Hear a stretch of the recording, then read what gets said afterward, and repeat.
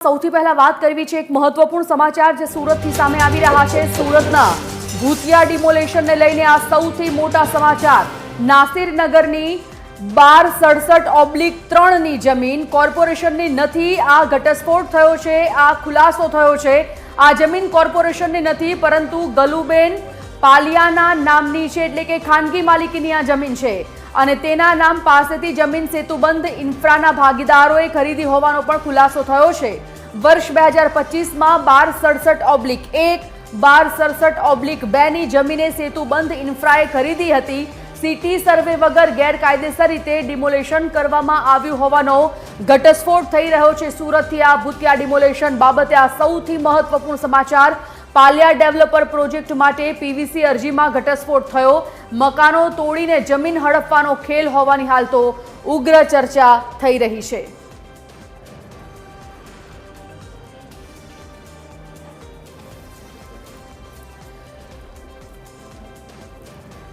તો વર્ષ 2025માં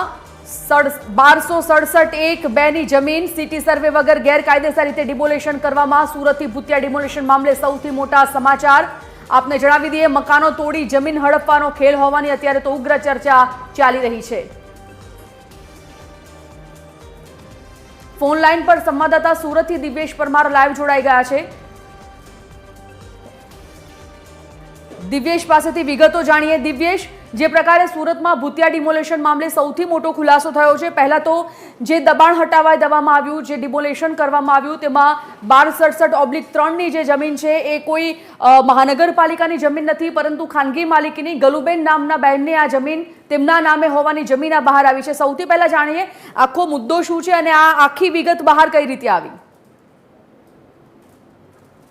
બિલકુલ, જે પ્રકારે આખી આ ઘટના જે છે નાસિરનગરની, આ ઘટનાની વાત કરવામાં આવે તો જે પ્રકારે આખી આ જમીન જે છે તે ગલુબેન પાલિયાના નામે હોવાનો અત્યારે મોટો ઘટસ્ફોટ જે છે તે સામે આવ્યો છે। કારણ કે જે પ્રકારે આખી આ જમીન જે છે તેને લઈને જે આખી આ વિવાદ સામે આવ્યો છે,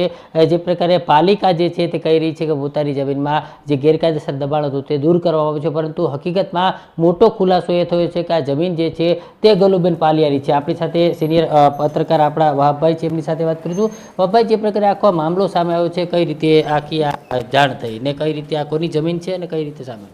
આજથી 4-5 વર્ષ પહેલાં 2025માં ગુલુબેનને આ લોકોને આપી છે, સંજય લાખાણી અને શૈલેષ કાછડિયા તેઓ લીધી છે। ગુલુબેનના ઓછામાં ઓછા આ વિસ્તારમાં 7 થી 8 સર્વે નંબર છે। 1267 છે, 1267/3 છે, જે લોકો એવું કહે છે કે કોર્પોરેશને ગુલુબેનને આપી છે, પરંતુ હાલ આપણે જે કેટલીક વિગતો કરાવી છે, પરંતુ 1267/3માં પણ ગુલુબેનનું પોતાનું જ માલિકીમાં નામ બોલે છે અને 1267/1 અને 2માં શેત બંધુ કરીને જે બિલ્ડરો છે તેમણે ખરીદી છે। આ વિવાદ છેલ્લા કેટલાક દિવસોથી ચાલે છે। સુરત મહાનગરપાલિકાએ જે ડિમોલેશન કર્યું છે એ 1267/3 કર્યું છે અને હાલ એ જગ્યા સુરત મહાનગરપાલિકાના નામ પર પણ નથી। જે પારસી બાઈ છે, 90 વર્ષના બાઈ છે, તેમના નામ પર છે અને તેઓએ પણ પોતાના નામ પર હજુ સુધી રાખી છે અને ત્યાં ટોટલ આ ગુલુબેન પાલિયાના 7 જેટલા સર્વે નંબર છે। 1267/3 છે, 1267 છે, 1300 નંબર,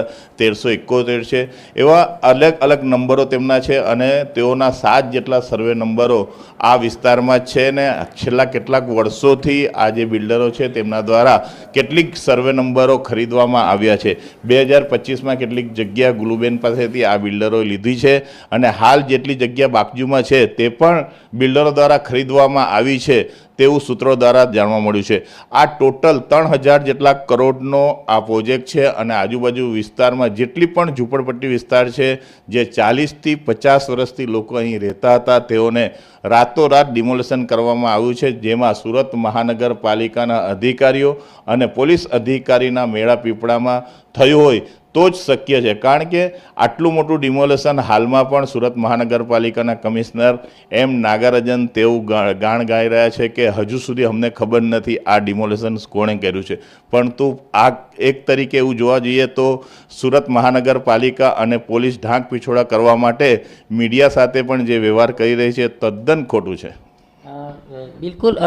ચોક્કસથી આ જે આખી માહિતીની વાત કરવામાં આવે તો જે પ્રકારે આ આખી આ જે જમીન જે છે જમીન ઘણા સમયથી વિવાદમાં રહી છે ને જમીનને લઈને પણ આ નવું જે સામે આવ્યું છે તેમાં જે ગલુબેન પાલિયા જે છે તેવું કહી રહ્યા હતા કે અમે સુરત મહાનગરપાલિકાને જમીન આપી છે, પરંતુ હવે જે પ્રકારે આખો માહિતી સામે આવી છે તેમાં સ્પષ્ટપણે કહી શકાય કે આ જમીન જે છે તે ગલુબેન પાલિયા નામની હજી છે ને તેમની આસપાસ જે જમીન છે તે પણ આ પાલિયા જે બિલ્ડર જે છે તેમના દ્વારા બાંધવામાં આવી રહી છે। એટલે ફરી એકવાર હું તમારી પાસે આવીશ કે શું કહેશો જે પ્રકારે આખું આસપાસની જમીન પણ એમના નામની આવી છે?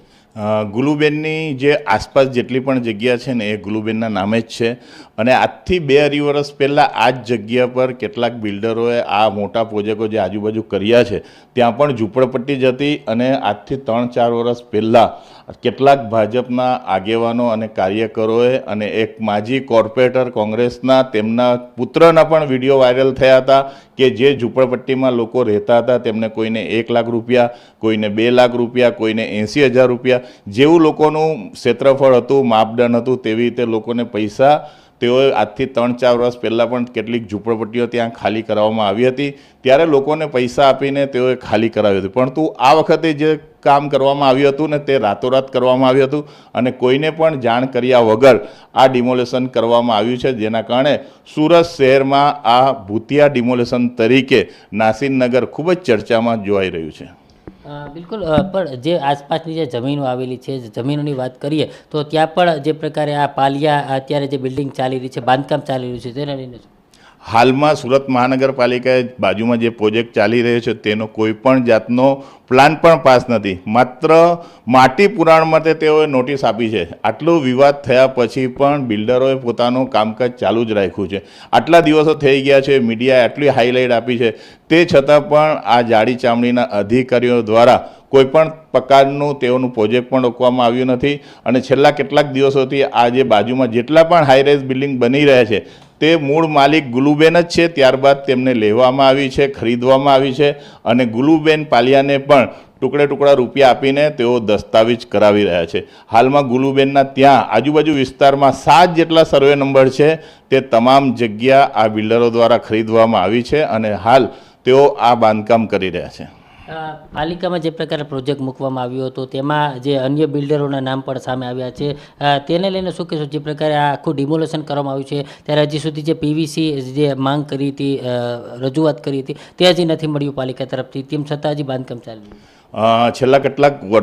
દિવસોથી મીડિયામાં આવી રહ્યું છે કે કોઈ પણ જાતની પરમિશન વગર આટલા મોટા પ્રોજેક્ટો બની ગયા છે, તે છતાં કતારગામ ઝોન અથવા સેન્ટ્રલ ઝોનના કોઈ પણ અધિકારીએ કોઈ પણ પ્રકારના પગલાં નથી લીધા અને સુરત મહાનગરપાલિકાના મ્યુનિસિપલ કમિશનર એમ નાગરાજન એવું કહે છે કે આમાં હજુ તપાસ ચાલુ છે, અમે કમિટી બનાવી છે, જો શહેરના અન્ય વિસ્તારોમાં કોઈ 5 કે 6 માળનું બાંધકામ થતું હોય ને તો તરત જ મહાનગરપાલિકાના અધિકારીઓ તેનું પ્લાન પાસ છે કે નહીં, શું હાલમાં કાર્યવાહી છે, એનઓસી મળી છે કે નહીં, તમામ પ્રકારની તે માહિતી મેળવી લે છે, પરંતુ આટલા હાઈરાઇઝ બિલ્ડિંગો છેલ્લા કેટલાક મહિનાઓથી બની રહી છે પરંતુ કોઈ પણ જાતની પરમિશન વગર સુરત મહાનગરપાલિકાના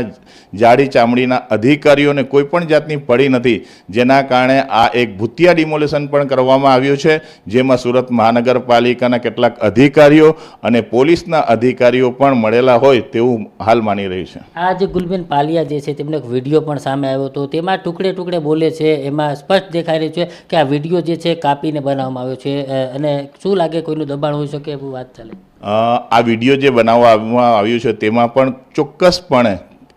કેટલાક સ્થાનિક બિલ્ડરો ગુલુબેનના ઘરે 8:30-9 વાગે પહોંચે છે અને ત્યાં પણ મીડિયાની ટીમ ત્યારે પહોંચે છે ત્યારે કેટલાક બિલ્ડરો તેમના મકાનમાં રાતે 12:30-1 વાગ્યા સુધી ગુલુબેનના મકાનમાં રહ્યા છે, કારણ કે તેમને જાણ થઈ ગઈ કે બહાર મીડિયાના લોકો મારું શૂટિંગ કરવા માટે આવી ગયા છે, જેના કારણે તેઓ મીડિયાના ડરથી રાતે 12:30-1 વાગ્યા સુધી તેમના મકાનમાં બેસ્યા અને આ વિડીયો બનાવવામાં આવ્યું અને ત્યારબાદ સોશિયલ મીડિયામાં તે વિડીયો ગુલુબેનનું મૂકવામાં આવ્યું કે આ ગુલુબેનની મૂળ જગ્યા છે અને 90 વર્ષના વૃદ્ધ બેન છે, તેમની જગ્યા પર લોકો કબજે કરે છે, કેટલાક ગેરમાર્ગે પ્રજાના લોકોને દોડી રહ્યા છે, તેના કારણે આ વિવાદ સર્જાયો છે। એટલે બિલકુલથી જે પ્રકારે આખો મામલો સામે આવ્યો છે તમે એક બાદ એક નવા ખુલાસા થઈ રહ્યા છે ત્યારે આ જમીન જે છે તે હાલ ગુલબેન પાલિયાના નામે બોલાઈ રહી છે, તેમ છતાં પાલિકા કહી રહી છે કે અમારી પોતાની જમીનમાં ડિમાર્કેશન કરવા ગયા હતા, ત્યારે હાલ આ ડિમોલેશન કર્યું તો કોણે કર્યું તે હજુ પણ પ્રશ્ન જે છે તે અકબંધ છે। જી ધન્યવાદ દિવેશ આ સમગ્ર માહિતી બાબતે. તો જે પ્રકારે સુરતમાં ભૂતિયા ડિમોલેશન મામલો હવે ચર્ચાના ચકડોળે ચડ્યો છે, કારણ કે સુરત મહાનગરપાલિકાના અધિકારીઓ અને પોલીસના અધિકારીઓ થઈ અને જે રીતે કામગીરી કરી રહ્યા છે તે કામગીરી અત્યારે શંકાના અને સવાલોના ઘેરામાં છે અને તેનો જીવતો જાગતો પુરાવો TV13 પાસે છે. TV13 પાસે એ પુરાવો છે કે જે ખાનગી માલિકીની જમીન હતી એ ખાનગી માલિકીની જમીન પર દબાણ હટાવી દેવામાં આવ્યું છે.